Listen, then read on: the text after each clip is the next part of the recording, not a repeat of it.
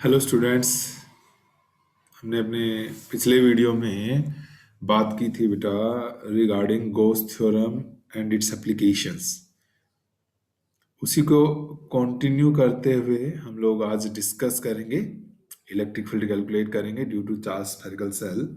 अगर आप लोगों ने पिछला वीडियो अभी नहीं देखा है तो पहले उस वीडियो को देखें बेटा, देन इस वीडियो को स्टार्ट करें ताकि आप लोगों को अच्छे से समझ में आ सके कि हम किस तरीके से यूज करते थे गोस थ्योरम को और किस तरीके से उसका यूज कर कर हमें इलेक्ट्रिक फील्ड फाइंड आउट करना है। ठीक है, तो आज हम जो बात कर रहे हैं बेटा, it is electric field due to charged spherical shell. Spherical shell जो है it simply means I can say hollow sphere की बात कर रहे हैं हम यहाँ पर। We are talking about hollow sphere. Hollow sphere in which the charge जो होगा, जो सिर्फ और सिर्फ किस पर होगा बेटा, आउटर सरकमफ्रेंस। मान लीजिए मैं मान लेता हूं कि ये मेरे पास एक स्फीयर है बेटा, ओके, जिसकी सेंटर में मान लेता हूं ओ है और जिसकी जो रेडियस है late us suppose capital R है, ओके। और चूंकि ये होलोस्फीयर है तो जो चार्ज होगा बेटा वो कहाँ पर आएगा, इसके आउटर सरफेस पे डिस्ट्रीब्यूट होगा। जो अगर या तो सॉलिड मेटल का सॉलिड स्फीयर हो तो भी चार्ज कहाँ पर जाएगा, सरफेस पर जाएगा।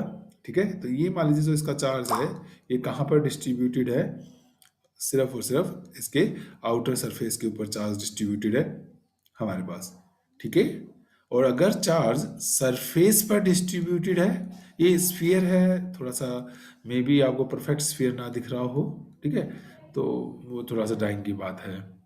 ओके, मान लीजिए चार्ज कहाँ पर डिस्ट्रीब्यूटेड है बेटा, आउटर सरफेस के ऊपर डिस्ट्रीब्यूटेड है। और जब चार्ज अगर सरफेस पे डिस्ट्रीब्यूटेड है तो हमारे पास क्या आती है, कौन सी डेंसिटी आती है, सरफेस चार्ज डेंसिटी, है ना। तो ये क्या आ जाएगी आपके पास, it will be surface charge density आएगी। It will be surface charge density. Surface charge density जो होती है किससे डिनोट करते हैं हम, सिग्मा से डिनोट करते थे ना। इट वाज सिग्मा, और ये होता था बेटा टोटल चार्ज। मान लीजिए ये जो चार्ज हमने क्यू चार्ज है ये, तो it will be q upon क्या आ जाएगा आपके पास, 4 pi r square, surface charge density, charge upon surface area हो जाएगा। और यहाँ से अगर आप देखेंगे तो इसको मैं लिखूं क्यू, तो ये आ जाएगा sigma into 4 pi r square आ गया, सिग्मा इंटू 4। ये टोटल चार्ज की वैल्यू आ जाएगी sigma into 4 pi r square हो गया। ठीक है, अब हमें क्या करना है बेटा, इसकी वजह से ना इलेक्ट्रिक फील्ड फाइंड आउट करना है स्फीयर की वजह से, चार्ज डिस्ट्रीब्यूशन की वजह से।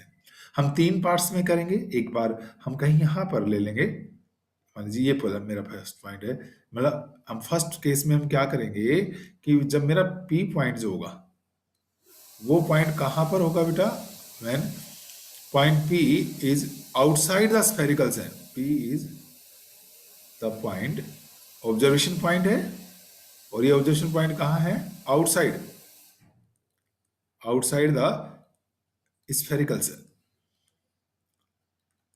Spherical, outside the spherical cell है। ओके, मान लीजिए हमारे पास ये हमने फर्स्ट केस करना है आपका, मेरा ये पॉइंट P है बेटा, और अगर मैं मान लीजिए लूं इसको, ये यहाँ तक की डिस्टेंस क्या मान लिया हमने, R, यानी फर्स्ट केस जो हो गया मेरा उसमें R जो हो गया वो ग्रेटर देन क्या हो गया, actually these are the distances. Okay, capital R हमने फिक्स मान लिया है, रेडियस है, और स्मॉल r क्या है, ऑब्जर्वेशन पॉइंट की डिस्टेंस है। ओके, और ये कितनी भी वैल्यू हो सकती है स्मॉल r की जो है। ओके, तो अब हमें क्या करना पड़ेगा, हमें गॉस थ्योरम अप्लाई करनी है बेटा। और गॉस थ्योरम के लिए आपको क्या चाहिए, क्लोज सरफेस चाहिए, जिसको हम क्या बोलते हैं, स्फेरिकल सेल बोलते हैं। इज जो कि स्फेरिकल, सॉरी, कोई भी क्लोज में, जैसे हमने वहां पर पिछली एप्लीकेशंस में आप देखोगे तो हमने सिलेंडर कंसीडर किए हुए थे क्लोज सरफेस। तो अब देखो यहाँ पर मैं क्लोज सरफेस क्या ले रहा हूँ बेटा, अगेन ओ को सेंटर लेकर और ओपी रेडियस वाला एक और स्फीयर ड्रा कर रहा हूँ बेटा। ठीक है, ये मैंने एक और स्फीयर ड्रा, ये स्फीयर है भाई। ओके, और इसको क्या बोलते हैं, याद है, गॉसियन सरफेस मैंने बताया था, इसको क्या बोलते हैं हम, Gaussian surface, the closed surface which is chosen to find out electric field in Gauss theorem is called Gaussian surface. Okay, मैं क्या करता हूँ बेटा, यहाँ पर एक स्मॉल एरिया एलिमेंट ले लूँ, ले लिया हमने एरिया एलिमेंट। तो ये जो एरिया एलिमेंट होगा, इसके अगर आप डायरेक्शन की बात करोगे बेटा, तो ये डायरेक्शन कहाँ जाती है, नॉर्मली आउटवर्ड। और स्फीयर में तो रेडियस को ही आगे बढ़ा दो तो वो क्या होती है, नॉर्मल होता है कि नहीं होता है। कई लोग इसको मैं यूं लिख देते हैं, तो मैंने बताया था कई लोग इसको एन कैप इंटू क्या लिखते हैं बेटा, डीएस लिखते हैं। क्यों लिखते हैं, एन स्टैंड फॉर नॉर्मल। और स्फीयर में नॉर्मल ड्रा करने का तो बड़ा आसान है, रेडियस को ही आगे बढ़ा दो, वो क्या बन जाएगी बेटा, आपके नॉर्मल का काम करेगी कि नहीं करेगी। ठीक है, तो यहाँ पर ये आ गया डीएस, आ गया आपके पास एन डीएस हो गया। अगर मैं यहाँ पर इलेक्ट्रिक फील्ड फाइंड आउट करना है तो बड़ा आसान तरीका बता रखा आपको। यहाँ पर क्या रखूंगा मैं, एक पॉजिटिव चार्ज रखकर देखूंगा, ये पॉजिटिव इस पॉजिटिव को रिपेल करेगा, तो जो इलेक्ट्रिक फील्ड की डायरेक्शन भी होगी वो भी यहाँ पर क्या हो जाएगी बेटा, नॉर्मली आउटवर्ड हो जाएगी कि नहीं हो जाएगी। अगर मैं इलेक्ट्रिक फील्ड देखूंगा तो यहाँ पर क्या हुआ, मैंने यहाँ पॉजिटिव रखा, इस वाले पॉजिटिव ने इस पॉजिटिव को रिपेल किया, तो इलेक्ट्रिक फील्ड भी क्या हो गया बेटा, इसी डायरेक्शन में आ गया कि नहीं आ गया। देख पा रहे हैं, E and DS both are normally outward, और इस you can say radially outward. Radially outward का मतलब रेडियस के अलोंग बाहर की तरफ है हेयर, है ना। एट पी हमने देखा, क्या देखा बेटा, at P electric field and DS both are radially outward, दोनों एक ही डायरेक्शन में। रेडियली आउटवर्ड मींस रेडियस के अलोंग बाहर की तरफ है, तो इसका मतलब थीटा क्या हो गया बेटा, 0 डिग्री हो गया। यूज कर ले अकॉर्डिंग टू गॉस थ्योरम। अगर मैं बात करूं according to Gauss theorem, Gauss theorem क्या कहती है आपको, गॉस थ्योरम कहती है कि भाई ई dot D S surface integral of electric field over the close surface, और ये सरफेस हमने क्या माना है, ये बड़े वाला स्फेरिकल सेल माना है, is equal to one by epsilon not times the total charge enclosed. और भाई इस बड़े स्फीयर में ये है ना गॉसियन सरफेस, इसके अंदर टोटल चार्ज कितना, ये क्या है, वो किस फॉर्म में, इससे हमें कोई मतलब नहीं होता। हमने कहा था हमें तो इससे मतलब होता है कि what is the total charge in the close surface. तो टोटल चार्ज कितना है बेटा, क्यू है, तो सीधा सा क्या आ गया, क्यू बाई एप्सिलॉन नॉट आ गया। और अभी आपने कहा कि ई और डीएस के बीच कितना एंगल है, 0 डिग्री का, तो इसको सॉरी साइन हट जाएगा, ई डी एरो हट जाएगा ना, क्योंकि मैं अब क्या लिखा हूँ, E D S cos of 0 degree. और चार्ज तो आपने कहा क्यू बाई एप्सिलॉन नॉट है, कोस 0 1, हर एक पॉइंट पर ई की वैल्यू सेम होगी, वैल्यू डायरेक्शन तो हर बार रेडियली आउटवर्ड होगी। तो मान लीजिए आप यहाँ पर बात करते हो फॉर एग्जाम्पल, तो डायरेक्शन रेडियली आउटवर्ड ये चली जाएगी, लेकिन मैग्नीट्यूड तो उतना ही होगा ना।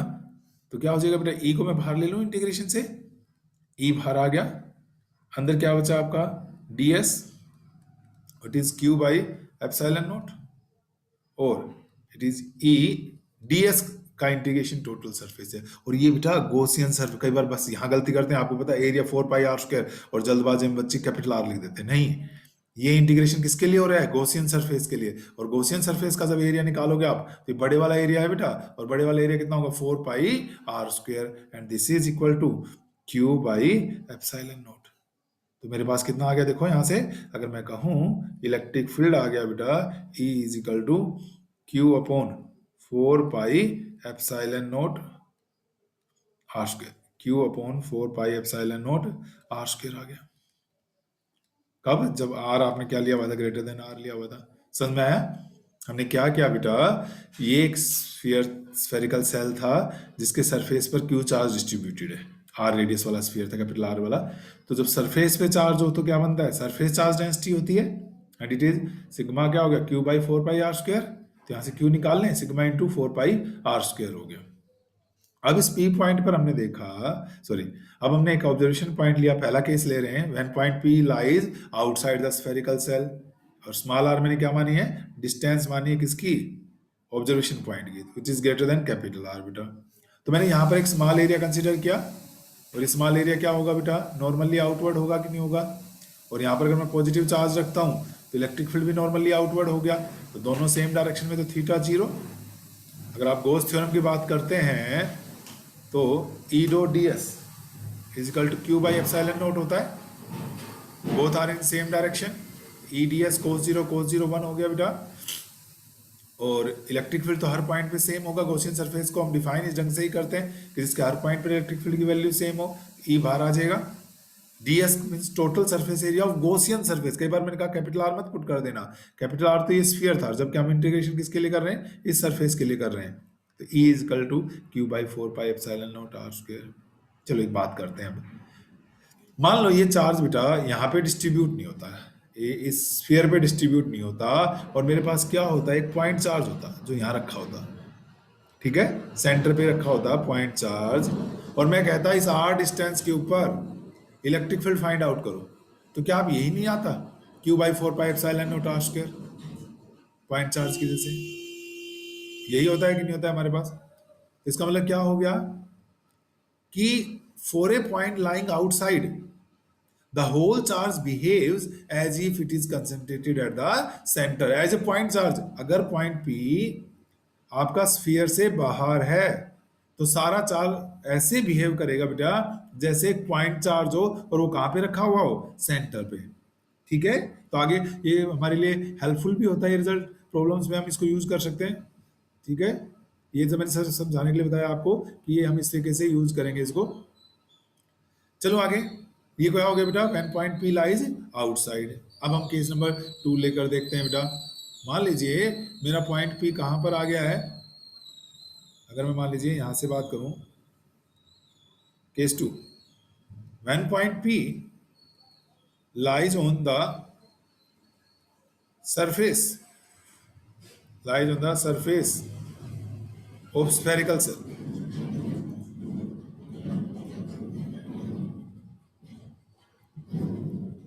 That is R is equal to क्या हो जाएगा, आर हो जाएगा। कैसे, कहां पर लाई कर रहा है, देखो अगर मैं आपको दिखाऊं यहाँ पे, तो मान लीजिए मेरा पॉइंट पी कहां पर है बेटा, ये मेरा पॉइंट पी यहां पर आ गया, मान लीजिए यहां आ गया कहीं। ठीक है, अब पॉइंट पी यहां पर है सेकंड केस का। तो इस केस में आप देखो यहां पर है, तो आर क्या चीज मानी थी, स्मॉल आर क्या माना था हमने, ओ से गिवन पॉइंट तक की डिस्टेंस। तो ये देखो मैं यहाँ अलग से दिखा रहा हूँ, यही हो जाएगी कि नहीं हो जाएगी बेटा, यही आर हो गई, और क्या ये रेडियस नहीं है, और इसलिए सरफेस के केस में क्या होगा, आर और आर क्या हो जाएंगे आपस में बेटा, इक्वल हो जाएंगे। तो बस सीधा इसी फार्मूले में पुटिंग इन वन, अगर मैं इक्वेशन 1 की बात करता हूँ, पुटिंग इन 1, तो अगर मेरे पास नंबर 1 में पुट करूंगा मैं, तो देखो मेरे पास क्या आ जाएगा बेटा, E is equal to, it is Q upon 4 pi epsilon, और स्मॉल आर की जगह क्या इस इक्वेशन में पुट कर दिया बेटा, स्मॉल आर की जगह कैपिटल आर आ गया।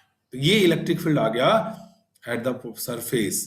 और इसको ध्यान से देखो, इसमें Q की वैल्यू पुट कर दो बेटा, Q की वैल्यू कितनी हो जाएगी, सिग्मा इंटू 4 पाई r स्क्वायर बेटे।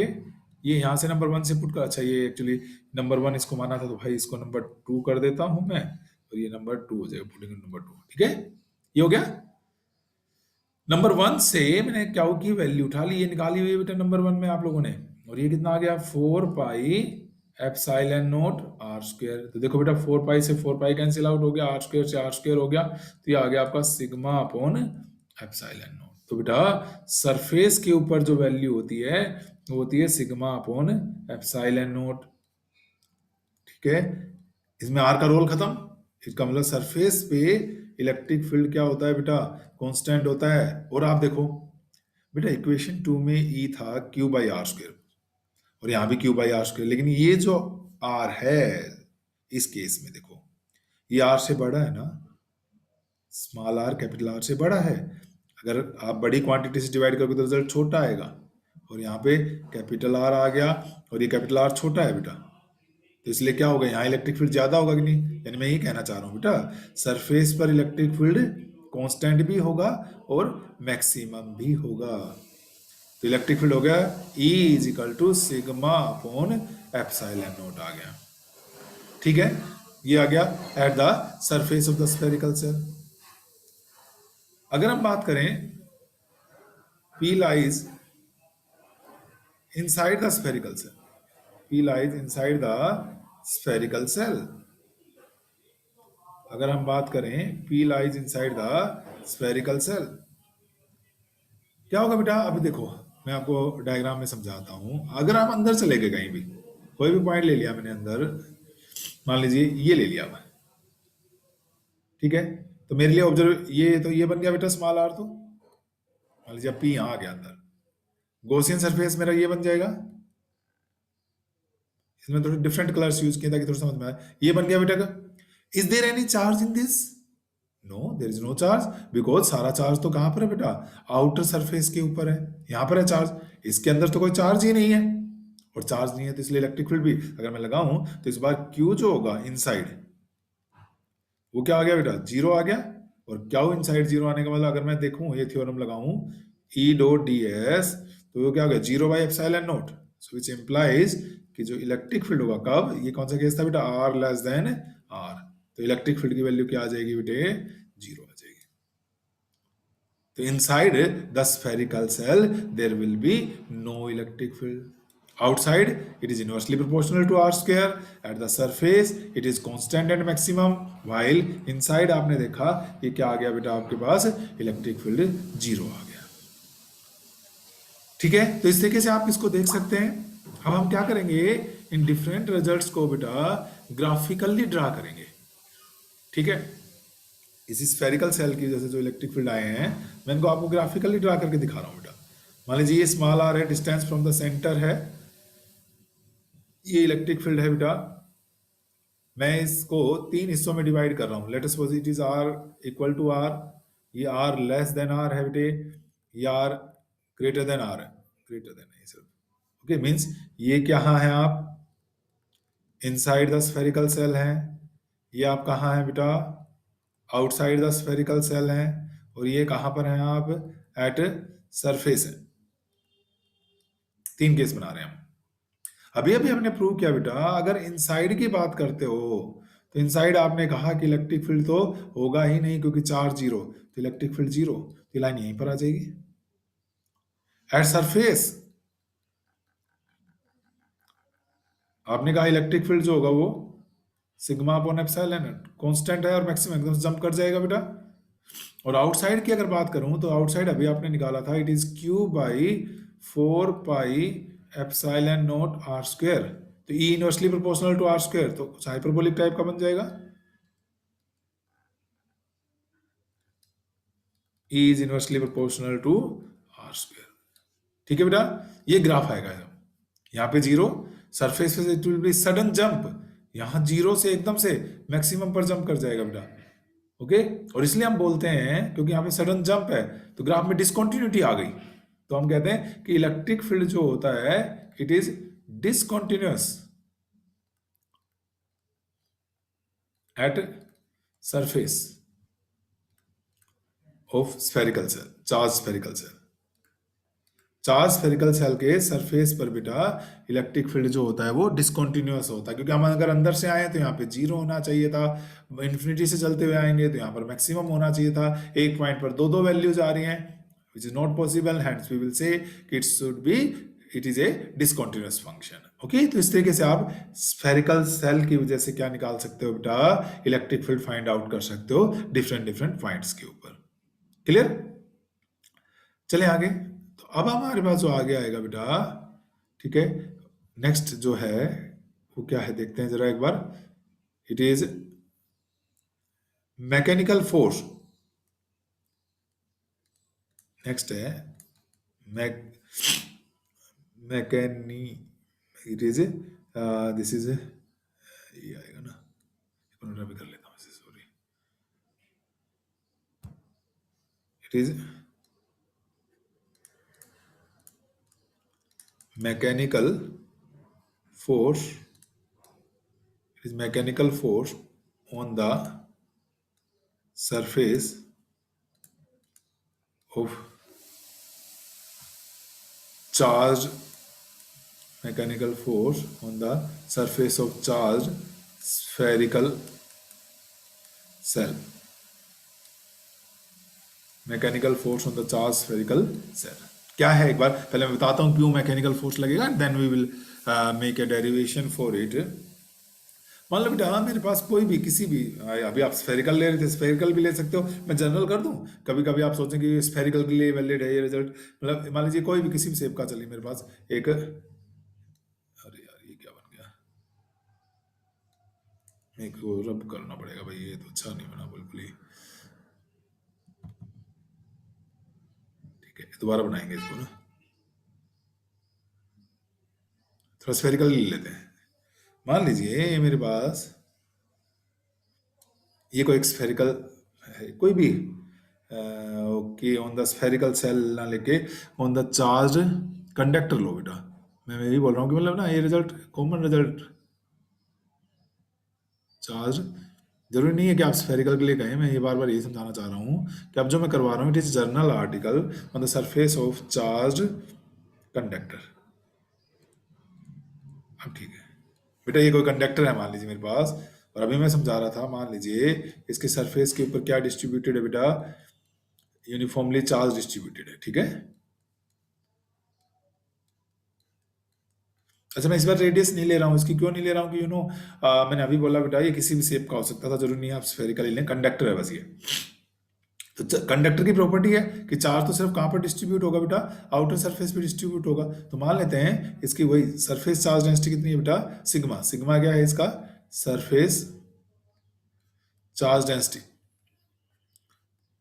Sigma is its surface charge density है, ठीक है।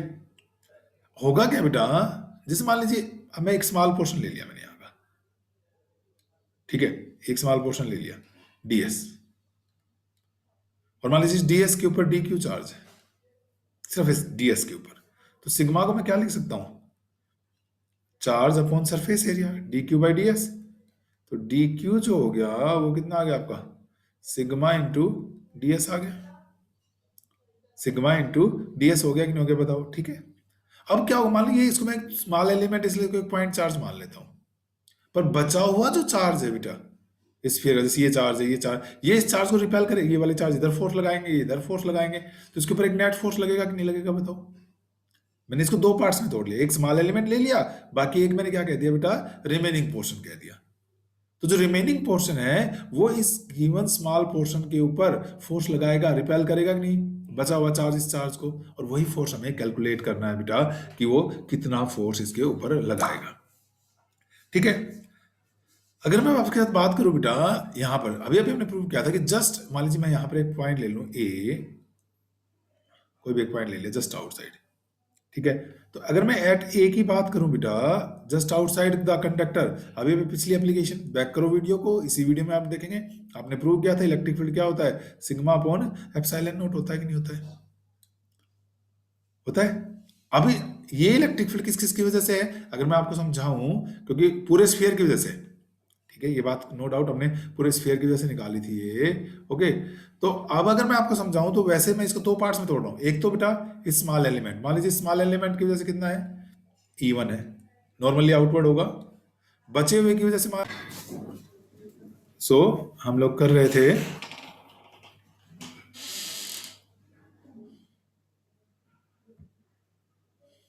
एक मिनट भाई, ये थोड़ा सा little bit there was a disturbance, so एक बार मुझे दोबारा से बनाना पड़ेगा। मैं कह रहा था आप लोगों को कि भाई हमारे पास क्या है, कि मैं ये समझा रहा था आपको कि दो पार्ट्स में तोड़ रहा हूं मैं उसको, आप वहीं से पीछे देखें वीडियो में। भाई एक तो हमने जैसे ये कोई भी स्फीयर लिया था बेटा, एक तो हमने स्मॉल पार्ट लिया था, ठीक है। इस पार्ट की वजह से मान लीजिए यहाँ पर इलेक्ट्रिक फील्ड कितना हो गया, E1 हो गया। ये किसकी वजह से मान रहा हूं मैं, E1 स्मॉल एलिमेंट की वजह से, और एक E2 बचे हुए की वजह से, दोनों के दोनों क्या होंगे बेटा, इसी तरफ रेडिएट आउट करेंगे। ये कोई पॉइंट लिया था मैंने ए, तो आपने कहा था ए के ऊपर नेट इलेक्ट्रिक फील्ड कितना है आपका, सिग्मा अपॉन एप्सिलॉन नॉट है, और इसको अगर हम ऐड करो बेटा वैसे, E1 प्लस E2, वो कितना हो जाएगा आपका, सिग्मा अपॉन एप्सिलॉन नॉट, हो गया कि नहीं हो गया, ये बताइएगा। इक्वेशन 1 मैं फिर से आप पीछे चले जाके देख सकते हैं, इक्वेशन 1 लिखी थी मैंने, D Q small charge sigma into D S हो गया था, और भाई नंबर 2 लिखा था at point A just outside the conductor, ये कितना हो गया था, सिग्मा अपॉन एप्सिलॉन नॉट लिखा था, ठीक है बेटा।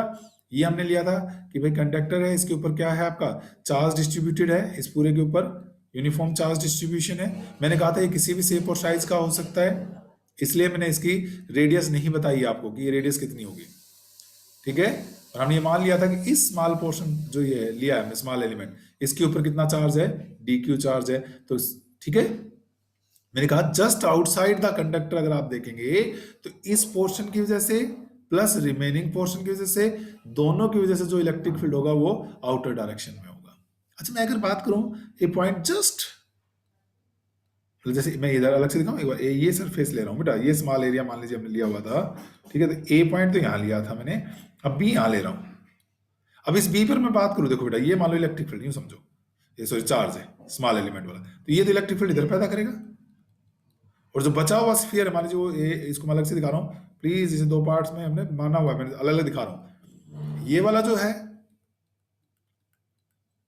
वो इलेक्ट्रिक फील्ड इधर वाला इधर पैदा करेगा, मतलब ये कह रहा हूं मैं, ये बी पॉइंट लिया तो एक इलेक्ट्रिक फील्ड इधर हो जाएगा E1 का, तो स्मॉल एलिमेंट, और रिमेनिंग का इधर हो जाएगा, और इसलिए एट बी में बात करूं तो नेट इलेक्ट्रिक फील्ड हो जाएगा E1 और माइनस E2 बेटा। और पिछली एप्लीकेशन में दोबारा चलते हैं, जैसे ये आउटसाइड हमने कहा था सिग्मा अपॉन एप्सिलॉन नॉट होता है, अगर आप इनसाइड की बात करेंगे, जस्ट इनसाइड, तो नेट इलेक्ट्रिक फील्ड की वैल्यू क्या होती है, 0 होती है। हमने प्रूव किया था कि inside any conductor electric field will be 0, which implies E1 will be equal to क्या हो जाएगा बेटा, E2। ये बात बस समझने की है। आउटसाइड द कंडक्टर दोनों इलेक्ट्रिक फील्ड सेम डायरेक्शन में होंगे। दो इलेक्ट्रिक फील्ड कौन से आगे, हमने स्फीयर को दो पार्ट्स में मान लिया है, एक स्मॉल एलिमेंट वाला, एक बचा हुआ। स्मॉल एलिमेंट जैसे ये वाला है, ये भी इधर ही पैदा करेगा, ये वाला जो है ये भी इधर ही पैदा करेगा, तो आउटसाइड तो दोनों सेम डायरेक्शन में पैदा हो गए, इसलिए E1 प्लस E2। इनसाइड ये वाला तो यहाँ पॉजिटिव रखकर देखो, इधर वाला चार्ज इधर भगाएगा, ये वाला चार्ज इधर भगाएगा, ठीक है ना, तो दोनों अपोजिट डायरेक्शंस में आएंगे बेटा। तो दो, मतलब यूं मान लीजिए आपके पास दो यू कैन से बेटा चार्ज डिस्ट्रीब्यूशन है मेरे पास, ठीक है, तो E1 इजिकल टू E2 आ गया, यहाँ पे पुट कर दें हम नंबर 3 में, तो इट विल बिकम, मैं E1 की जगह E2 पुट कर रहा हूँ, तो E2 plus E2 and this is sigma upon epsilon not हो गया बेटा, it is 2E2 is sigma upon epsilon not, और E2 की जो वैल्यू आ गई वो आ गई सिग्मा अपॉन 2 एप्सिलॉन नॉट। ये E2 क्या चीज थी बेटा, electric field due to remaining portion. अब यूं मान सकते हैं हम, ये मान सकते हो कि ये जो आपने स्मॉल एलिमेंट ले रखा था बेटा, समझो एक बार, ठीक है, जिसका एरिया आपने ds माना था और जिसके ऊपर चार्ज आपने कितना माना था, dq चार्ज माना था। अब इसके, ठीक है, और ये जो बचा हुआ है पोर्शन, जो स्फीयर का बचा हुआ पोर्शन था ये वाला, इसने इसके ऊपर कितना इलेक्ट्रिक फील्ड लगाया, E2 इलेक्ट्रिक फील्ड लगाया। तो मैं ये कह दूं कि this dq charge is placed in E2 electric field, तो इसलिए force on this dq charge,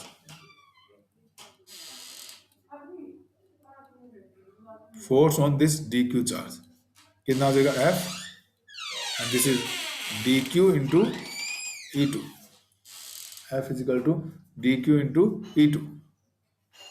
force का फॉर्मूला क्या हुई, dq की वैल्यू है बेटा आपके पास नंबर 1 में, ये रही सिग्मा इंटू ds, और it is sigma upon 2 epsilon, तो क्या आ गया बेटा, sigma square ds upon 2 epsilon. So भाई force on any small portion जो होगा बेटा वो कितना होगा, sigma square ds upon 2 epsilon not. और ये किधर होगा फोर्स बेटा, इलेक्ट्रिक फील्ड भी रेडियली आउटवर्ड है ना, ये E2 इधर है, तो ये भी क्या होगा आपका, this force will be radially outward, this force will be radially outward हो जाएगा। कोई दिक्कत बताइए। और अगर मैं दोनों तरफ ds से डिवाइड कर दूं बेटा, तो वो क्या आ जाएगा मेरे पास, बताओ, फोर्स पर यूनिट एरिया क्या होता है, प्रेशर नहीं होता है, और इस प्रेशर को हम क्या बोलेंगे, क्योंकि ये प्रेशर कौन से फोर्स की वजह से, इलेक्ट्रिक फोर्स की वजह से है, इसलिए हम इसको बोलते हैं electric pressure. It is electric pressure, that is क्या हो जाएगा आपका, force per unit area, that is pressure जो हो गया बेटा, फोर्स और यूनिट एरिया, एरिया कितना माना हुआ आपने, ds एरिया माना हुआ है, फोर्स अपॉन, तो क्या आ गया बेटा, sigma square upon 2 epsilon not आ गया। ये क्या आ गया मेरे पास, फोर्स आ गया। एंड ये फोर्स अभी भी बताया था हमें किधर एक्ट करेगा, रेडियली आउटवर्ड एक्ट करेगा कि नहीं करेगा बताओ। ठीक है, अगर आप नेट इलेक्ट्रिक फील्ड को ई मानते हैं, जस्ट आउटसाइड, अगर नेट इलेक्ट्रिक फील्ड, ये देखो ये लिखा हुआ ई, ई कितना था बेटा आपका, सिग्मा अपॉन एप्सिलॉन नोट था। यहां से सिग्मा निकालेंगे तो क्या आ जाएगा, एप्सिलॉन नोट इंटू ई। यहाँ पुट करते हैं, देखें प्रेशर की इक्वेशन क्या आ रही है, 1/2 epsilon note into epsilon note का स्क्वायर इंटू ई का स्क्वायर, एक कट गया तो ये आ गया बेटा half epsilon note E square. तो प्रेशर का फार्मूला आ गया half epsilon note E square. And अगर ध्यान से देखें आपको तो ये क्या चीज है, it is also energy density, यानी प्रेशर जो होगा it is equal to energy density, energy stored पर unit volume of the conductor भी होगा। ठीक है बेटा। एंड अगर बाय द वे ये स्फीयर जो था हमारा, it is placed in A dielectric medium, अगर हम इसको किसी एक, it is surrounded by dielectric medium, उस डाइलेक्ट्रिक की कांस्टेंट इसकी के क्या चीज है, डाइलेक्ट्रिक कांस्टेंट। तो ये मेरे पास इसमें सिंपल आपने क्या करना है बेटा, प्रेशर के अंदर हाफ एप्सिलॉन नोट के साथ के क्या आ जाएगा, डाइलेक्ट्रिक कांस्टेंट और आ जाएगा, तो ये बन जाएगा प्रेशर का फार्मूला, हाफ के एप्सिलॉन नोट ई स्क्वायर आ गया। ठीक है, तो इस वीडियो को बेटा आराम से देखना, जहां जरूरत करे पॉज करना, लेकिन इस वीडियो को देखने से पहले इससे पहले वाले वीडियो जरूर देखें आप, तभी आपको ये अच्छे से क्लियर होगी गॉस थ्योरम। और फिर जो भी डाउट्स हो लेट मी नो, पसंद आए तो इसे लाइक करें, अपने दोस्तों के साथ शेयर करें बेटा। Okay, so thank you. फिलहाल मैं रोक रहा हूँ इसे यहीं पे, नेक्स्ट वीडियो में कुछ और नई बातें करेंगे। Till then thank you.